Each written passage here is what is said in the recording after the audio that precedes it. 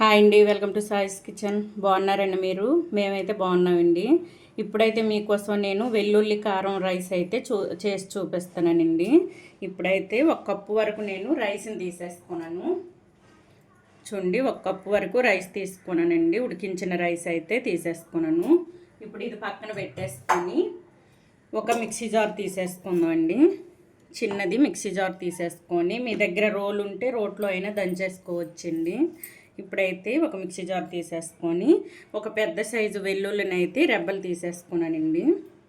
ఈ విధంగా తీసేసుకొని ఇందులో వేసేసుకుందాం. వేసేసుకొని ఇందులో 1 టేబుల్ స్పూన్ వరకు కారాన్ని అయితే వేసుకుందాం అండి.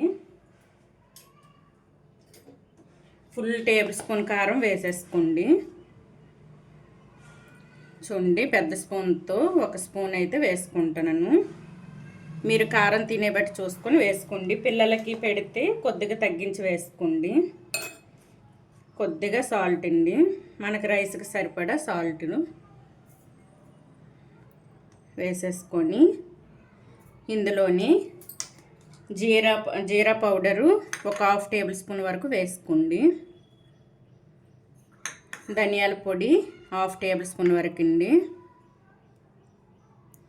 గరం మసాలా 1/2 టేబుల్ స్పూన్ వరకు వేసేసుకోండి. మసాలాలు వేసేసుకొని ఇదైతే కొద్దిగా బరకగా మిక్సీ పట్టుకోవాలండి. మెత్తగా మిక్సీ పట్టుకోకూడదు, కొద్దిగా బరకగా ఉండాలండి. వెల్లుల్లి అనేది మనకి చిన్న చిన్న పీసెస్గా రావాలి, మెత్తగా అయిపోకూడదండి ఇవి.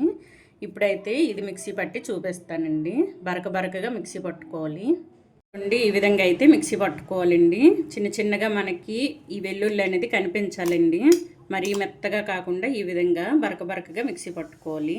ఇప్పుడు ఇది పక్కన పెట్టేసుకొని స్టవ్ ఆన్ చేసేసుకున్నానండి. చేసేసుకొని ఒక బాండీ పెట్టేసుకొని ఇది నూనెతో అయినా ఇది చేసుకోవచ్చండి. వెల్లుల్లి కారం రైస్ని అయితే నూనెతో అయినా చేసుకోవచ్చు.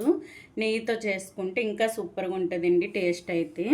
ఇప్పుడైతే మీకు నేతితో చేసి చూపిస్తానండి. దీనికోసం అయితే ఒక 3 టేబుల్ స్పూన్ వరకు నెయ్యిని వేసుకుందాం అండి.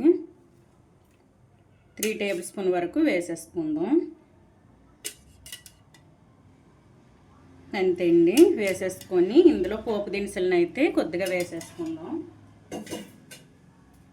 ఇందులో కొద్దిగా ఆవాలండి, 1/2 టేబుల్ స్పూన్ వరకు ఆవాలను వేసుకోండి.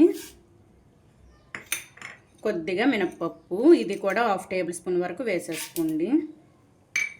జీలకర్ర 1/2 టేబుల్ స్పూన్ వరకు అండి. అన్నీ కూడా 1/2 టేబుల్ స్పూన్ వరకు వేసేసుకోవాలి పోపు దినుసులను అయితే. కొద్దిగా శనగపప్పు 1/2 టేబుల్ స్పూన్ వరకు వేసేసుకోండి. ఇందులోని మీకు నచ్చితే పల్లీలను అయితే వేసుకోవచ్చండి, నచ్చకపోతే స్కిప్ చేసేసుకోండి. నేనైతే ఒక 2 టేబుల్ స్పూన్ వరకు పల్లీలను అయితే వేసుకుంటానండి. బాగుంటుందండి టేస్ట్ అయితే. ఇందులోనే కొద్దిగా జీడిపప్పు అండి, ఇది కూడా ఆప్షనల్ అండి, వేసేసుకొని ఇప్పుడు ఇందులో 3 పచ్చిమిర్చి అండి ఈ విధంగా సన్నగా చీలికల్లా చేసేసుకొని వేసుకుందాం. కారం అయితే నేను పూర్తిగా 1 టేబుల్ స్పూన్ ఫుల్గా వేసుకోనాను కదండి, అందుకోసమని కారం ఈ మిర్చిని అయితే ఒక 3 వేసుకుంటాను. ఇప్పుడు ఇందులో కొద్దిగా కరివేపాకు అండి, ఫ్రెష్గా ఉండే కరివేపాకు వేసుకోండి. ఇవి వేసేసుకొని కలిపేసుకుందాం.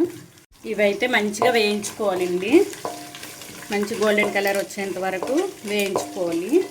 ఇప్పుడు ఇందులో కొద్దిగా పసుపు అండి, ఒక 1/2 టేబుల్ స్పూన్ వరకు పసుపును వేసుకోండి. అంతే అండి, మొత్తం కూడా వేయించుకుందాం.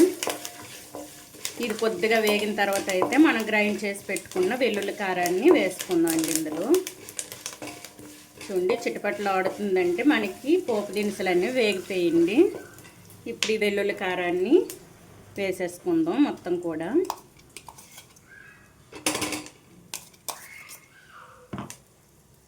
ఇప్పుడు ఈ మొత్తాన్ని కూడా మంచిగా కలిపేసుకుందాం అండి. ఈ విధంగా ఉండల్లా లేకుండా మొత్తం ఈ పోపు దినుసులకు పట్టేటట్టు కలిపేసుకోవాలి.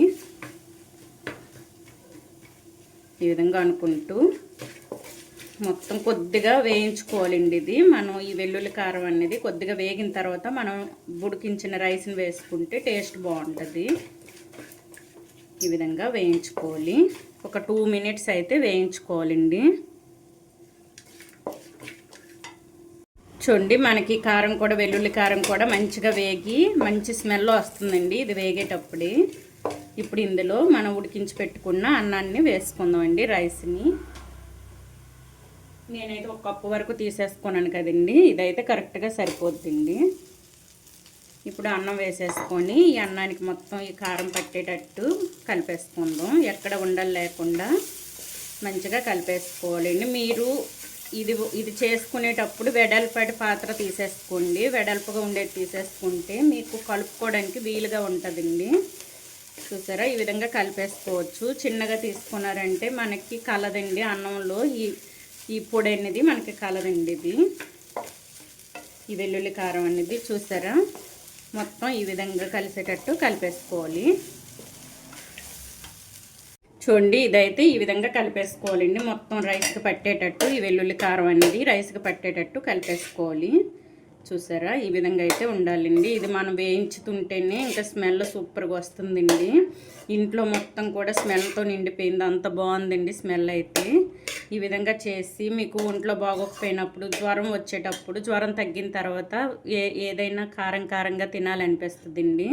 అటువంటప్పుడు ఈ వెల్లుల్లి కారం రైస్ని అయితే చేసేసుకోండి. సూపర్గా ఉందండి టేస్ట్ అయితే. 1కి 2 ముద్దలు తింటారండి, అంత బాగుంది టేస్ట్ అయితే. మనం వేసుకున్న కారం ఇంకా సాల్ట్ అన్నీ కూడా కరెక్ట్గా సరిపోయింది.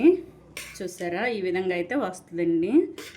ఇప్పుడు ఇదైతే ఒక ప్లేట్లో తీసేసుకున్నాం. టేస్ట్ అయితే సూపర్గా ఉందండి, సింపుల్గా చేసుకోవచ్చు ఈ రెసిపీని అయితే. ఇప్పుడు మొత్తం కూడా ప్లేట్లో వేసి చూపిస్తానండి. ఈ విధంగా ప్లేట్లో తీసేసుకోండి. చూడండి, చాలా టేస్టీగా ఉండే వెల్లుల్లి కారం రైస్ అయితే మనకి రెడీ అయిపోయిందండి. ఈ విధంగా అయితే చేసేసుకోండి. టేస్ట్ అయితే సూపర్గా ఉందండి.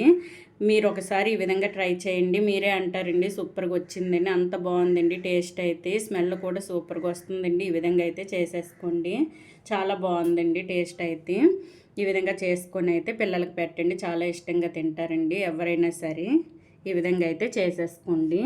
చాలా టేస్టీగా ఉండే ఈ వెల్లుల్లి కారం రైస్ అయితే ఈ విధంగా చేసేసుకోండి. ఈ వెల్లుల్లి కారం రైస్ రెసిపీ కనుక మీకు నచ్చినట్లయితే అండి లైక్ చేయండి, షేర్ చేయండి, నా ఛానల్ను సబ్స్క్రైబ్ చేసుకోండి. ఓకే, బాయ్ అండి.